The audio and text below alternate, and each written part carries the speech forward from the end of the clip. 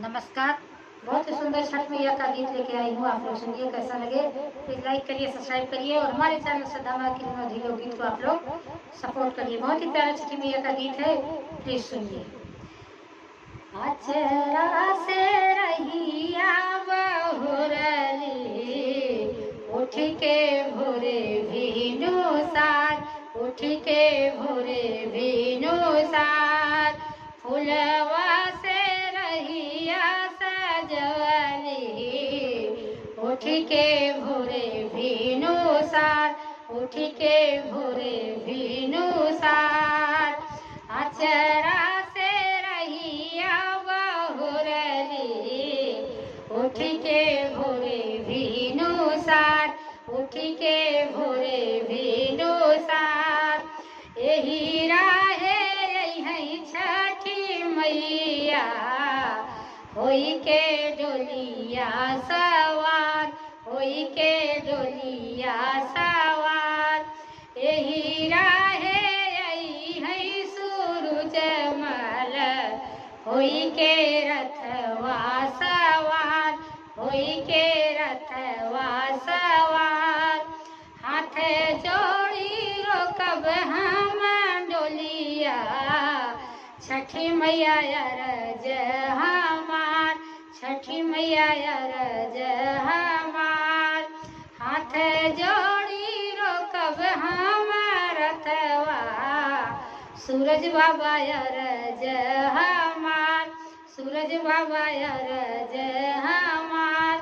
कवन कसुर हम कैली गुंदिया कहू न लाल, गुंदिया कहू न लाल। कवन कसुर हम कैली गुंदिया कहू न लाल, गुंदिया कहू न लाल। कवन व्रत तप करी भरी जाए गोदिया हमार, भरी जाए गोदिया हमार। हंसत बालक वालो ई है अवगुण तोहार, ई है अवगुण तोहार। इतना अवगुण तू कैलू भरेला गोदिया तोहार, भरेला गोदिया तोहार। ओ भोर इतना अवगुण तू कैलू भरेला गोदिया तोहार, भरेला गोदिया तोहार।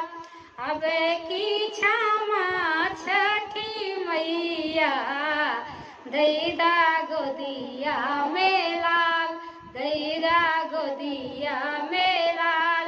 अब की क्षमा ए सूरज मल दैदा गोदिया में लाल, दैदा गोदिया में लाल। इतना वचन छठी मैया सुनली, मैया हंसली ठठाई, मैया हंसली ठठाई।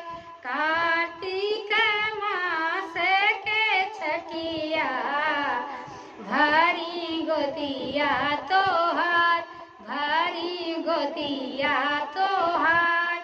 करिहा तू छठी बरतिया खेली है गोदिया मेला, खेली है गोदिया मेला। अचरा से रहिया बहुरली उठ के भोरे भीनु सार, उठ के भोरे भीनु सार। यही बाटे यही छठी मैया उठ के भोरे भीनु सार, ओ भोरे भीनु सार। यही बाटे यही सूरज मल होके रथवा सवार, होके